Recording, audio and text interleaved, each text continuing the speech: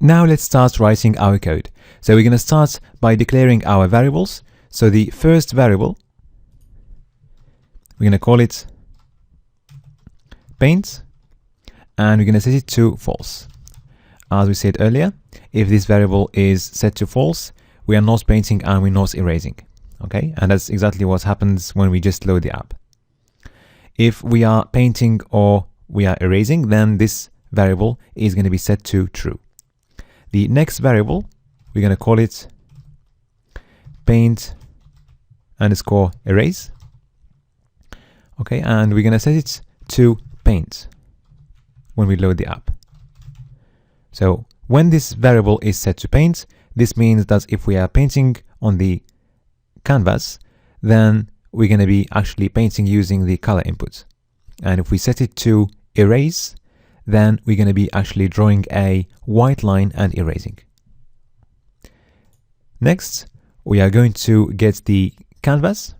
So we're going to define a variable canvas, and we're going to go to our canvas element. So in the HTML file, the canvas element has got an ID paint. So we're going to use that ID.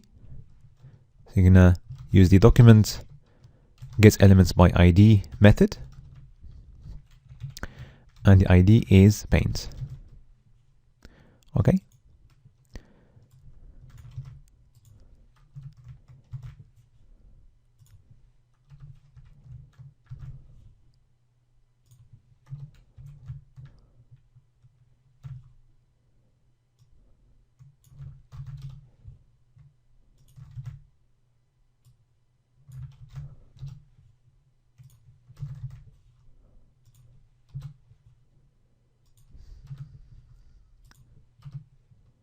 Okay, just doing some formatting.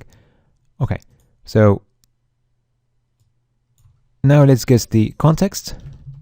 So we're going to create a variable context. I'm just going to call it CTX. Okay, as we have learned in Canvas, the context is going to get our context using the canvas and the getContext method.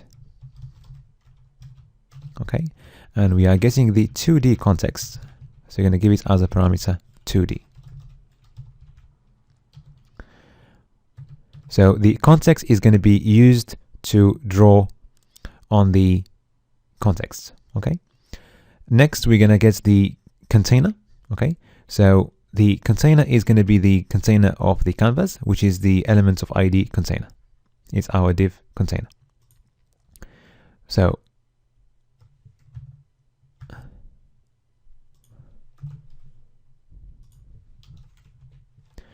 we're going to define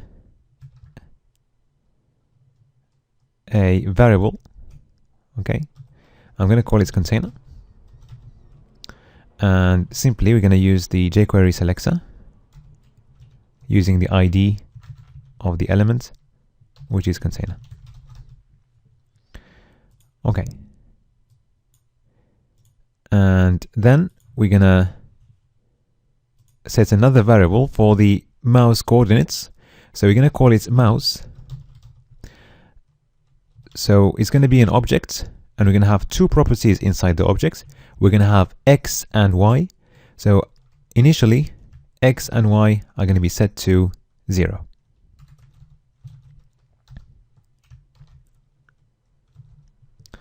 Okay. So X and Y refer here to the coordinates of the mouse inside the container. So if we're looking at the top left point of the container, the coordinates are going to be 0, 0. Okay.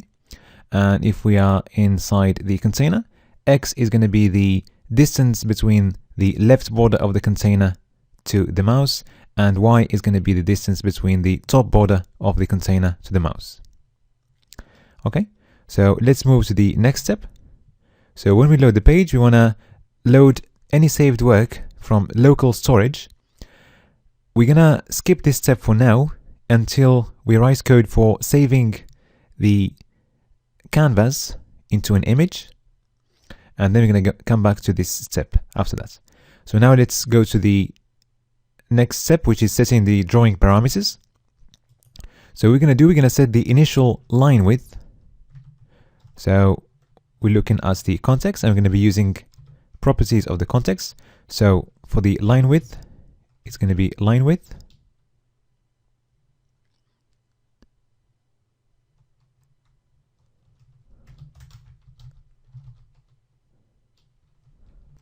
And let's set that to 3, which is the initial diameter of our circle.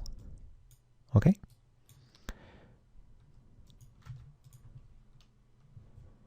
Next, let's set both the line join and the line cap to round.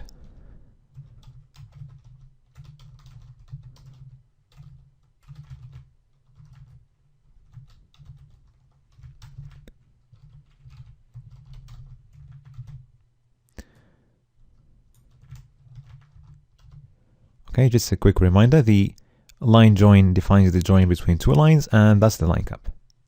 All right. Okay. Now let's go to the next step, which is clicking inside the container. So we're going to access the container using the container variable, which is selecting the container using its ID. And the event here is going to be mouse down. So this function or method is going to take as a parameter a function. Okay, and let's write our code inside curly brackets. So first of all, once we click inside the container, we are going to set the variable paint to true, because you're going to be either painting or erasing. Okay. And let's alert this variable and check that this is working. So we're going to save.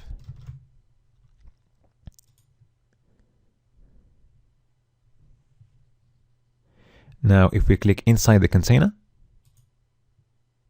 we see the alert message there, and our paint variable is true.